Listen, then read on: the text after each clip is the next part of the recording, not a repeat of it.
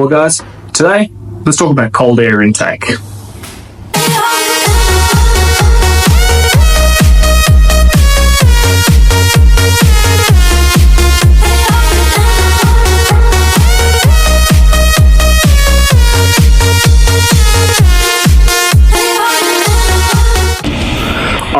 So if you're mucking around with cars, you've probably heard the term cold air intake before. What is a cold air intake? How does it benefit your car? How do you get power? And what's the actual purpose for it? And how do you do it? We're just going to cover a couple of the basics really quick. Alright, first off, what is a cold air intake? A cold air intake is essentially an intake method of getting cold air into your engine. Why do we want cold air in our engine?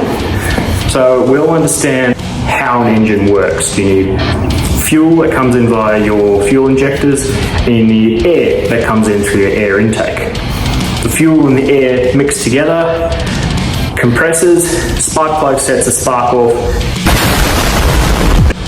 Why does cold air matter? Cold air is actually denser, whereas hot air is a lot lighter. So when you have the combustion inside the engine, what you're looking for is colder, denser air that holds more volume of oxygen than the warmer air. The warmer air will have less volume of oxygen inside it, therefore combustion will be less effective. So when considering whether you need to install a cold air intake into your car or not, what's the purpose for it? What are you trying to achieve? Is your car struggling to breathe and you just want to give it that extra air? Do you want to get maximum horsepower out of your car? The purpose of a cold air intake is essentially to make your car run more efficient. It's more fuel efficient and might give you a little bit more horsepower. Now I'm not talking hundreds of horsepower here. Cold air intake will only give you between 5 and 50, maybe 20 if you're lucky, extra horsepower. Telling me straight. It's not noticeable. You're not going to notice it when you put your foot down when you're doing your daily drives.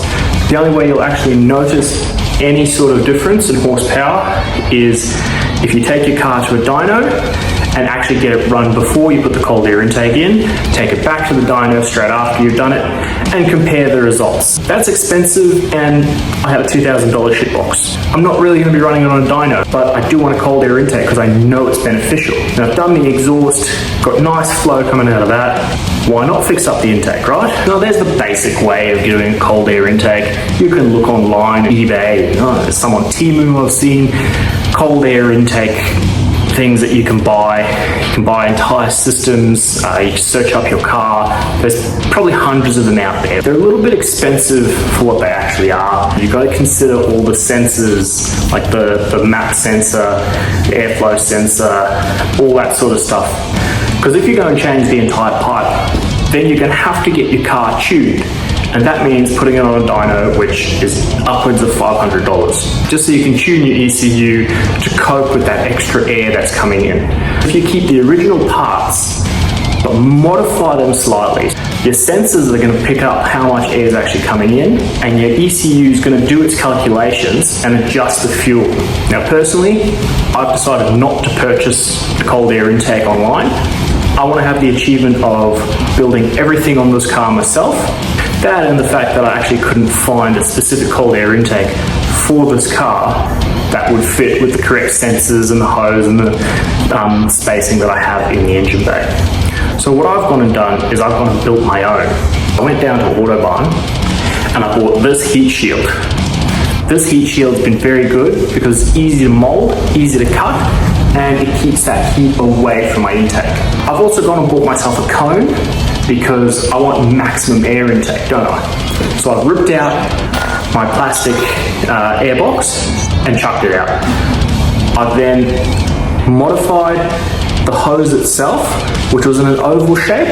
I've heated it up slightly, bent it nice and round, and clamped it on to this cone that I've bought.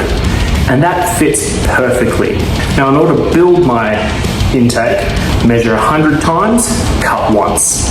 The stuff's not too expensive, but it's not cheap. It's about $50 for a good sheet that I bought, and I didn't want to have to go and buy another sheet because I had made a mistake. So I drew them out on a piece of cardboard, And once I was happy with the measurements that I had made and the stencils I had made, only then did I actually start cutting. So I cut the heat shield down to the shape that I want, and I started bending. I used some rivets in the sides, and I've riveted it all up nice and secure. I measured exactly where the holes would be to cut for the intake hose to come through. Clamped on my intake hose using some brackets. It actually started to look really damn good. I went out and I got some rubber sealing, just to put some rubber seals around the top so that when I do close the bonnet, my bonnet actually closes nice and flush on the intake. It's not 100% sealed. You're not going to get a 100% seal with most air intakes.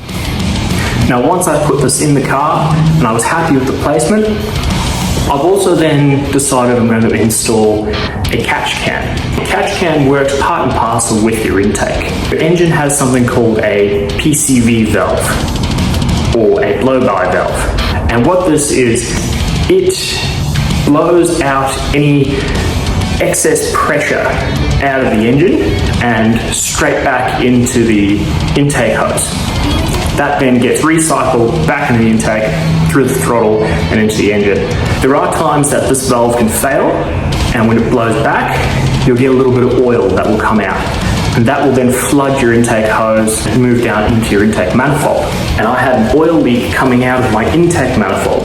So I went to eBay and I bought a $20 catch can. And I've installed that in my cold air intake box just there, because it fits nice and perfectly up there. And once it was all hooked up, it actually looks really good. And I turned it over and it works pretty well. The big question, however, is does the damn thing work? Or have I just wasted my time and my money and built something shiny? So we're going to test this really quick. What I have here is a laser thermometer. And we're just going to check firstly the pod and check the temperature on that. After that, we're going to check the inside wall and the outside wall and compare the temperatures, see if we get any difference and if we've actually built a cold air intake. Noting that it is a hot day today, if we go to the pod itself, the pod is sitting on 33. Now we're going to go ahead and check the inside wall. And that as well is sitting at 33. Now let's compare that to the outside wall.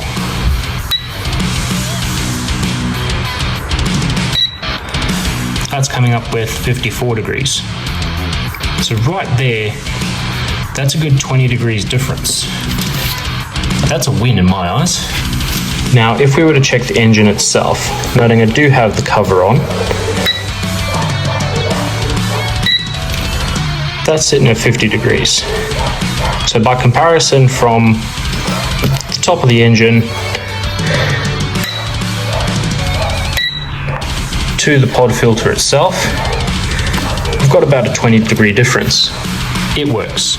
It's not amazing, we're not at frigid temperatures, but we do have about a 15 to 20 degree difference between the outside and the inside of the heat shield. For a home job, that's not bad. Now I will be looking into this a little bit further to see if I can put any more shielding down the side, just because there is slight gaps and I might want to find a way to channel that heat out of the engine. The other thing I'm going to focus on is the actual air collector intake itself. If we can maximize that, then when we're driving at speed, we'll get maximum airflow and might cool down the actual air take while we're moving. But that's all stuff to focus on in the future. For now, cheers for watching. If you did get anything out of this, or you just enjoyed watching me build this monstrosity, drop us a like, give us a follow, always appreciated. We'll see you on the next one.